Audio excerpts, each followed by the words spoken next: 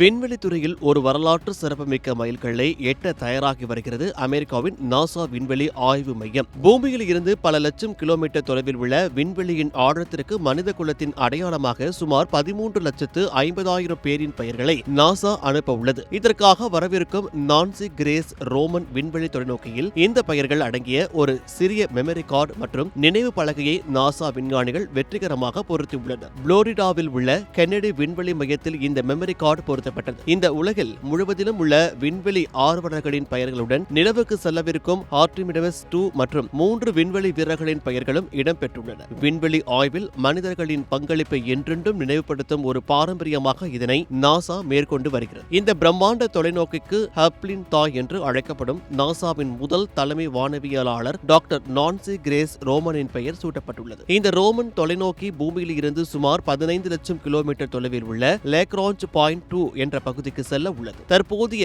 James web தொலைநோக்கி இருக்கும் அதே பகுதியில் நிலைநிறுத்தப்பட உள்ள இது ஹபிள் தொலைநோக்கியை விட 100 மடங்கு பெரிய பரப்பளவை ஒரே நேரத்தில் படம் பிடிக்கும் திறன் கொண்டது. இதன் மூலம் பிரபஞ்சத்தில் உள்ள பில்லியன் கணக்கான விண்மீன் மண்டலங்களை வரைபடமாகவும் ஆயிரக்கணக்கான புதிய கிரகங்களை கண்டறியவும் கருந்துளைகள் மற்றும் இரண்டு ஆற்றல் தொடர்பான மர்மங்களை அவிழ்க்கவும் விஞ்ஞானிகள் திட்டமிட்டுள்ளனர். வரும் ஆகஸ்ட் 30 ஸ்பேஸ் எக்ஸ் நிறுவனத்தின் சக்தி வாய்ந்த ஃபால்கன் ஹெவி ராக்கெட் மூலம் இந்த தொலைநோக்கி விண்ணில் ஏவப்பட உள்ளது. அமெரிக்காவின் கென்னடி விண்வெளி மையத்தில் இருந்து இதற்கான பணிகள் மிக தீவிரமாக நடைபெற்று வருகின்றன. விண்வெளியின் ரகசியங்களை தேடும் பயணத்தில் 1.35 மில்லியன் மக்களின் பெயர்களை சுமந்து கொண்டு பிரபஞ்சத்தின் எல்லையற்ற ஆழத்திற்கு இந்த புதிய விண்வெளி தூதுவன் பயணிக்கப் போவது ஒட்டுமொத்த மனித குலத்திற்கும் ஒரு பெருமையான தருணமாகவே பார்க்கப்படுகிறது.